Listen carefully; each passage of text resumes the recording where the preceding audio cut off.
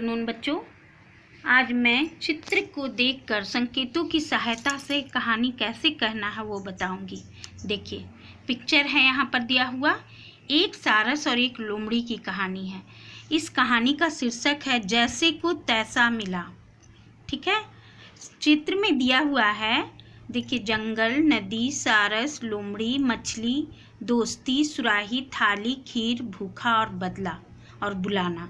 ये सभी शब्दों को मिलाकर आपको एक कहानी लिखनी नहीं है, बोलनी है। ओके, तो पहले मैं आपको बता रही हूँ, पहले आप इस कहानी को ध्यान से सुन लीजिए, उसके बाद फिर आप लोग मुझे वॉइस मैसेज में भेजोगे। ओके। एक लोमड़ी और एक सारस दोनों मित्र थे, नदी किनारे रहते थे। एक दिन लोमड़ी ने सारस को अपने यहाँ खाने पर बुलाया। लोमड़ी ने कहा कि कल मेरे यहाँ दावत है, तुम आना, मैं खिचड़ी बनाऊंगा, तुम खाना। तो बोले ठीक है। लोमड़ी ने दूसरे दिन सारस को बुलाया, सारस आया। बच्चों, जब आपके यहाँ कोई मेहमान आते हैं तो आपको उनकी सुविधा के अनुसार ही कार्य करना चाहिए। लोमड़ी ने ऐसा नहीं किया। सारस की चोंच लंबी थी, वो खुद एक थाली में खिचड़ी परोस लिया और सारस को भी थाली में खिचड़ी परोस दिया। सारस तो लंबी चोंच थी, उसके कारण वो खिचड़ी खा नहीं सका। सारस को बहुत गुस्सा आया। उसने अगले दिन क्या किया, देखो यहाँ पर दोनों को थाली में खीर परोस दिया। लोमड़ी खीर पूरा खा गया और सारस जो है उसका मुंह देखता रह गया। सारस को बड़ा गुस्सा आया। उसने कहा कि कल तुम मेरे यहाँ आना, हम दावत देंगे। बोला ठीक है। दूसरे दिन लोमड़ी जो है सारस के घर गया।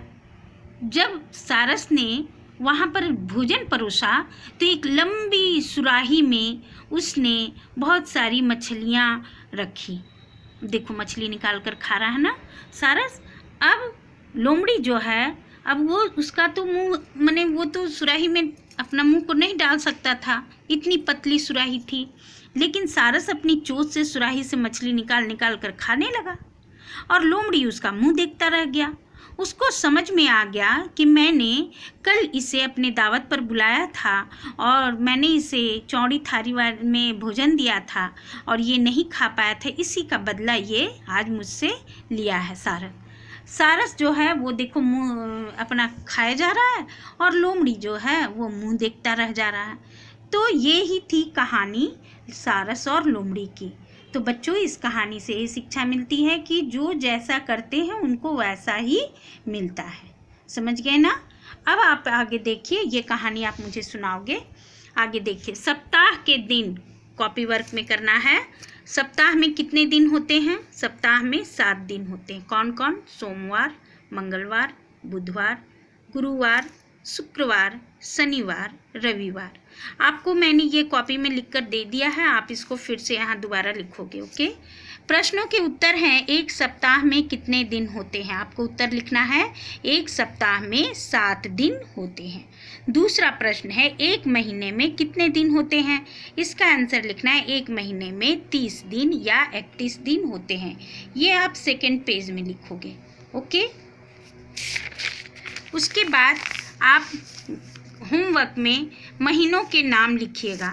तो इस तरह से मैंने कॉपी में ड्रॉ कर दिया है, आपको भी उसे ही कॉपी में ड्रॉ करके लिखना है। ओके, धन्यवाद।